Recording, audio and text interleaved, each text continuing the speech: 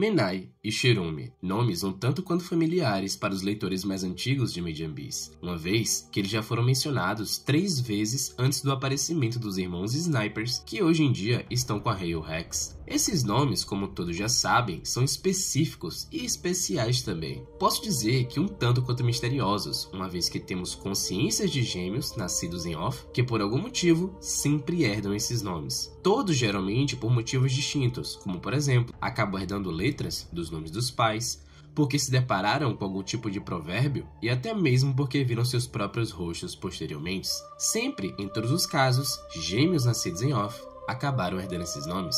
Ozen, enquanto caminhava com Jiro em um local desconhecido de Off, nos revela essas informações tão especiais. Inclusive, aqui também, somos apresentados que o nome dos gêmeos já foram citados nas escrituras originais, e claramente isso é uma referência à coleção de Hariomari, mas, tal como informações preciosíssimas que deveriam ter chegado intactas na superfície, esses nomes acabaram simplesmente sendo apagados. Por isso, nesse vídeo, eu quero abordar com vocês alguns burburinhos que estão se espalhando por aí, principalmente no Reddit, e tentar transformar a ideia principal em um tipo de teoria. Por isso, se você gostou desse vídeo, eu vou te pedir para deixar um like aí embaixo, tá bom? Porque ajuda bastante aqui o nosso canal. Então, pegue uma caneta, um bloquinho de notas e claramente um cafezinho, porque agora vamos desembaralhar tudo o que temos a respeito dos gêmeos e entender a verdade por trás de suas personas.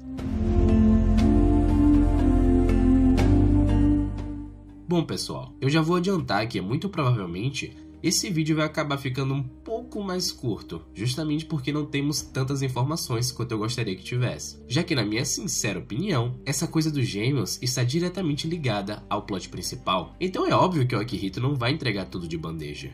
Bom, há 2 anos atrás eu acabei lançando um vídeo onde eu meio que tentei rastrear e elaborar a cronologia da história de Menai e Cherumi, porém, as coisas acabaram meio que desandando depois do lançamento do capítulo 66, que pra mim, na época, foi uma bomba absoluta, e isso é que aconteceu porque naquele vídeo em específico eu me limitei a acreditar que os gêmeos da Hail Hex, de alguma forma, eram aqueles que estavam estudando sobre a língua do abismo, e também os que acabaram falecendo, mas não juntos, no subarco em que o Jiro foi procurar por respostas sobre a doença do aniversário. Então, por enquanto, vamos quebrar essa ideia e apenas utilizar alguns poucos retalhos que ainda podem ser aproveitados. Pelo caminhar da história, já sabemos que algo aconteceu no passado nessa região onde se encontra o abismo. É quase como se esse espaço fosse completamente especial se compararmos com o restante do mundo. A partir daí, temos Off, que é basicamente uma cidade cuja história pode ser rastreada em até 1900 anos no passado.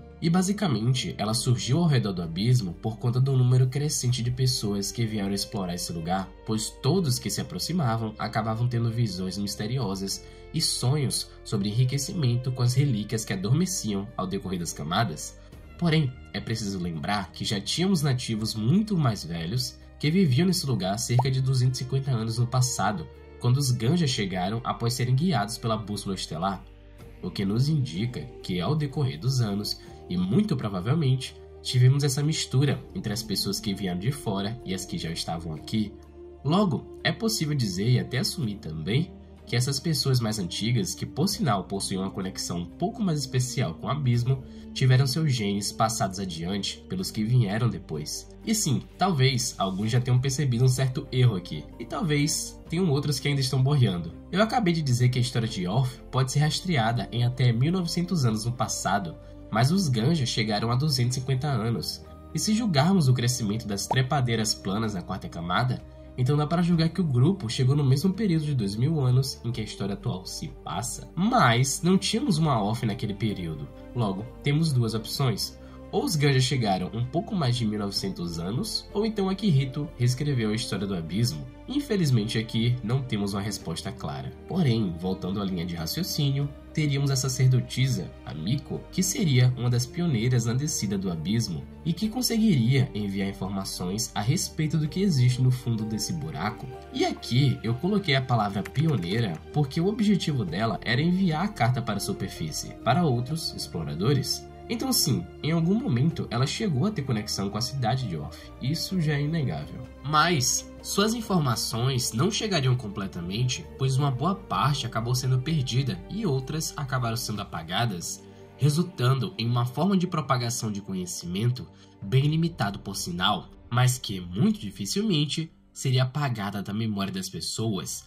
E nesse caso, seria através de uma canção folclórica. O interessante aqui é que podemos julgar que o conhecimento padrão sobre as informações de Hariomari de fato está limitado à canção. Logo, a informação específica sobre os nomes de Menai e Cherumi estarem na escrita original seria algo bastante restrito, possivelmente dissipado apenas entre os apitos brancos, pois nem mesmo Jiruo, um apito da lua, soube discernir a autenticidade dessa informação. Ok, nessa etapa já é possível dizer que colocamos todas as informações necessárias na nossa mesa imaginária.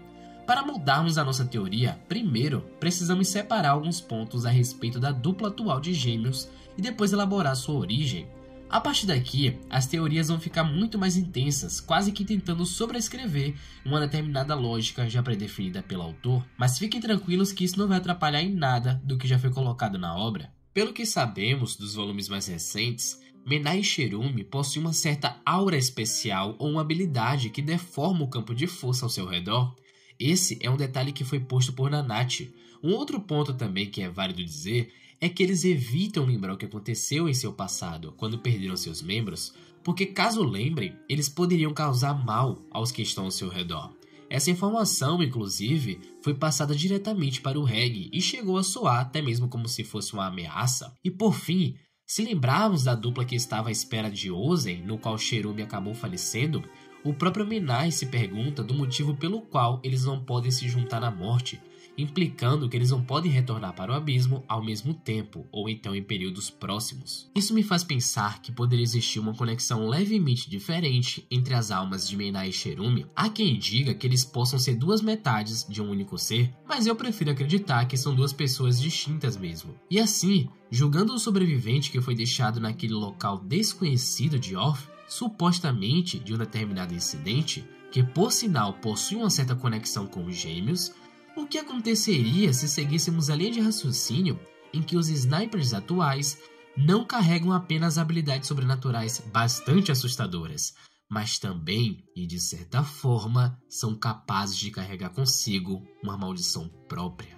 Pera aí, Chouro, o que você quer dizer com isso, macho? E aonde você quer chegar também? E bom, meu jovem mancebo, se julgarmos que Menai e Cherumi são entidades especiais que reencarnam em ciclos, faria bastante sentido se a missão principal deles também fosse chegar ao fundo do abismo, mas, quem sabe, toda vez que falham, eles acabam retornando para a superfície, fazendo o trajeto oposto ao das demais almas que falecem nesse lugar. Por isso, numa faixa de um pouco mais de 30 anos, que é o período dito por Ozen em que esses gêmeos aparecem em Orf, e se tivéssemos uma dupla que tentasse retornar para o abismo, mas estivesse incapacitada de fazer isso, daí eles precisariam utilizar de suas habilidades para poder escapar, mas consequentemente acabariam eliminando todos no caminho.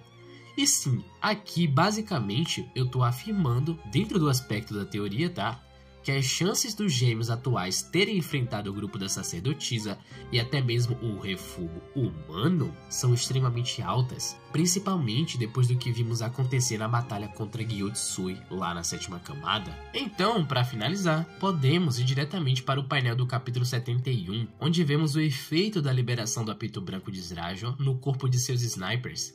E aqui, o que mais chama atenção é justamente o formato peculiar em seus olhos, um formato que, por sinal, já vimos na mão daquela criatura que eu disse, ou melhor, que eu insinuei, ser a Miko. Além disso, vemos uma habilidade ocular especial que é capaz de rasgar a carne do inimigo, mesmo a uma distância considerável. Dá até para dizer que se trata de uma das habilidades mais roubadas dessa história, pois o inimigo pode não ser capaz de ver esse dano invisível. Gyotsui, por exemplo, não conseguiu discernir o que havia acontecido com seus membros, e assim, o único problema mesmo é que eles ficam bastante desgastados depois de usar essa habilidade.